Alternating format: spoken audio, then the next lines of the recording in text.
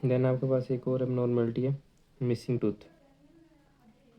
ठीक है, missing teeth है जिसकी वजह से आपकी मालिक्यूलेशन हो सकती है। ऑब्वियसली कुछ टीथ मिसिंग हो गए तो किसी की मीजियल ड्रिफ्टिंग होगी, किसी कोई डिस्टल साइड पे जाएगा, तो उसकी वजह से जो जो एक प्रॉपर क्लूजन होगी वो नहीं हो सकेगी। ठीक है, तो कुछ टीथ हैं जो मोस्टली आपके मिसिंग हो सकते हैं। ठीक है, सबसे पहला है थर्ड मोलर। ठीक है, देन आपका आता है मैक्सिलरी लैटरल इंसाइजर। ठीक है, देन आपके पास आता है मैंडिबल सेकंड प्रीमोलर। ठीक है, जैसे कि आपके पास जो टूथ की टाइप्स हैं तो उनका जो लास्ट लास्ट पार्ट है, ठीक है, जो लास्ट होते हैं वो मोस्टली आपके मिसिंग टूथ होते हैं। जैसे मोलर है तो उसमें थर्ड मोलर, ठीक है, इंसाइजर है तो उसमें लेटरल इंसाइजर, प्री मोलर है तो सेकंड प्री मोलर। तो ये आपके मोस्टली जो इनके लास्ट पार्ट होते हैं, ठीक है, वो आपके मिसिंग होते हैं। देन इसी में आपके पास फोर्थ नंबर पे जो मिसिंग होते हैं वो आपके पास होते हैं मैक्सिलरी इंसाइजर्स होते हैं। देन आपके पास जाते हैं मैक्सिलरी सेकंड प्री मोलर। ये आपके पास पहले मैंडिबुलर प्री मोलर थे, second premolar, then maxillary second premolar. ठीक है, ये आपके पास मिसिंग टूथ है जो कि एक मालिक्यूलेशन का काज हो सकते हैं। ठीक है, देन एक टूथ साइज़ है, टूथ साइज़ वेरी कर सकता है। ठीक है, और वो मालिक्यूलेशन काज कर सकता है। अब उसमें दो तरह से हो सकता है, एक तो है माइक्रोडोंशिया माइक्रोडोंशिया और सेकंड वन है मैक्रोडोंशिया। अब माइक्रोडोंशिया में क्या होता है, तो साइज़ छोटा हो जाता है। ठीक है, अब ये आपकी मोस्टली थर्ड मोलर्स में होता है, लोअर थर्ड मोलर। ठीक है, सेंट्रल इंसाइजर, अपर सेंट्रल इंसाइजर, और आपके पास सेकंड प्री मोलर। ठीक है, इनके आपके साइज होते हैं वो बहुत छोटे हो सकते हैं। ठीक है, अपने ओरिजिनल से। देन आपके पास आते हैं मैक्रोडोंशिया। इनका अपना बाकी टूथ से जो इनका साइज़ होता है वो बड़ा हो सकता है। ठीक है, या ओरिजिनली से मतलब सारे दांतों का साइज़ आर्च के लिहाज से काफ़ी ज़्यादा होगा, तो ये भी एक माइक्रोडोंशिया का काज हो सकते हैं। तो इसमें आपके पास मोस्टली जो इन्वॉल्व होते हैं जो टूथ होते हैं वो लेटरल इंसाइजर होते हैं, और फिर आपके पास होता है सेकंड प्री मोलर। तो मोस्टली ये आपके पास ना कुछ सिंड्रोम्स होते हैं, ठीक है, जिनमें आपके पास मैक्रोडोंशिया होता है। सॉरी, ये थे मैक्रोडोंशिया जिसमें हमारे पास सेकंड प्री मोलर, ठीक है, थर्ड मोलर और अपर सेंट्रल इंसाइजर थे, और ये है माइक्रोडोंशिया।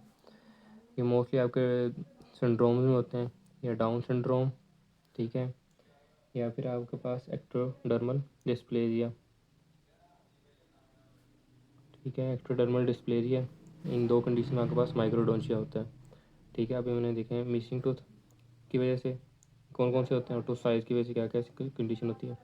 ये है मैक्रोडोंशिया, उसमें कौन कौन से टिथ इन्वॉल्व होते हैं, और देन हमने देखा माइक्रोडोंशिया कि वो कौन कौन से सिंड्रोम्स में होगा और कौन कौन से टूथ इन्वॉल्व होंगे। ठीक है, तो ये एक साइज़ के लिहाज से एक चेंज है। देन हम एक शेप के लिहाज से भी आ जाते हैं। ठीक है, शेप के लिहाज से हमने पहले भी एक पढ़ी है। ठीक है, शेप के लिहाज से कुछ चेंजेस आ सकती हैं कि या तो पैग शेप होंगे, ठीक है, या फिर वो मलबरी मोलर्स जो होते हैं मलबरी शेप हो सकते हैं। ठीक है, या फिर डाई अल्सरेशन हो सकती है इसमें। तो ये शेप चेंजेस के लिहाज से भी आपके पास मालिक्यूलेशन कॉज हो सकती है। देन हमने इसकी कॉज में सबसे पहले आखिर लास्ट में पढ़ा था एंडोक्राइन। ठीक है, एंडोक्राइन जो ग्लैंड है उसकी abnormality भी जो है, जो इम्बैलेंस है, वो भी आपकी मालिक्यूलेशन कॉज करवा सकती है। अब उसमें दो मेजर सिनेरियो है। एक आपके पास सिनेरियो है हाइपोथायरॉयडिज्म का, एक आपके पास है हाइपरथायरॉयडिज्म का।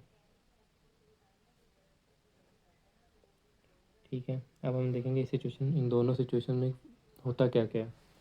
ठीक है, सबसे पहले जो आपके पास है हाइपोथायरॉयडिज्म, ठीक है, जिसमें थायराइड की जो प्रोडक्शन है वो कम हो जाती है। अब उसमें आपके पास क्या कंडीशन होती है, जो कैल्शियम की डेपोजिशन है वो आपकी कम हो जाती है। ठीक है, देन आपकी जो बर्ड फॉर्मेशन है उसमें डिले हो जाता है।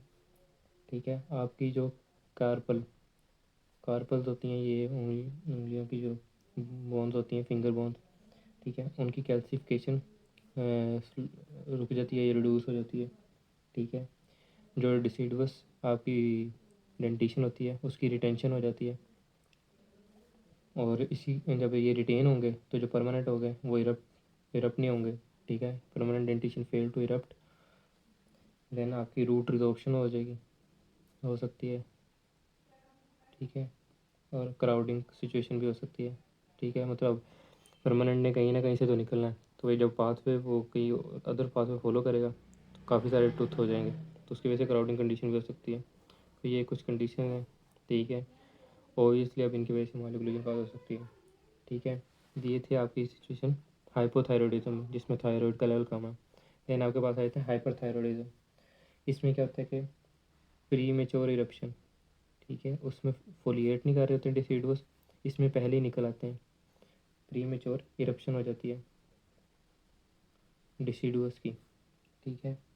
फिर आपके पास डिस्टर्ब रूट रिजॉर्प्शन होती है, ठीक है, एक प्रॉपर रूट रिजॉर्प्शन नहीं होती है प्रॉपर, ठीक है। उसमें तो आपके पास रूट रिजॉर्प्शन हो जाती है, ठीक है, अब नॉर्मल हो जाती है, इसमें डिस्टर्ब हो जाती है, ठीक है। और फिर इसमें अर्ली इरप्शन ऑफ, मतलब अगर जो प्राइमरी रूट होते हैं वो पहले इरप्ट हो रहे हैं तो ऑब्वियसली वो एक्सफोलिएट भी जल्दी कर जाएंगे, और जो परमानेंट होंगे वो भी जल्दी निकल आएंगे, ठीक है। तो ये कुछ कंडीशन का हो जाती है हाइपरथायरॉयडिज्म में, ठीक है। और इसके बारे में एक बात बताई गई है कि जब जो हाइपरथायरॉयडिज्म का पेशेंट है उसमें हम ऑर्थोडोंटिक ट्रीटमेंट को नहीं करते हैं,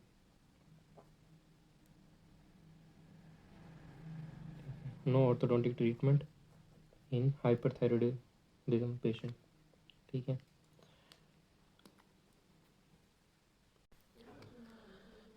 अब हम और जो हाइपरथायरॉयडिज्म है उसमें ऑर्थोडोंटिक ट्रीटमेंट क्यों नहीं करते हैं, उसके कुछ रीजंस हैं, ठीक है। सबसे पहले ये है कि बोन का जो टर्न ओवर है वो बहुत ज़्यादा होता है, ठीक है, तो उसकी वजह से जो ऑर्थोडोंटिक ट्रीटमेंट है वो इफेक्टिव नहीं होता है, ठीक है।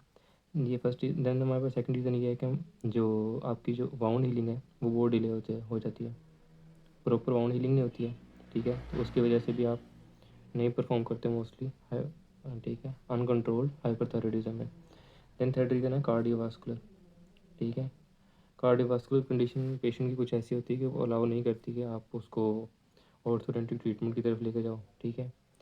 और ये कुछ कुछ रीज़न है जिसकी वजह से हम हाइपरथायरॉयडिज्म में ऑर्थोडेंटिक ट्रीटमेंट नहीं करते।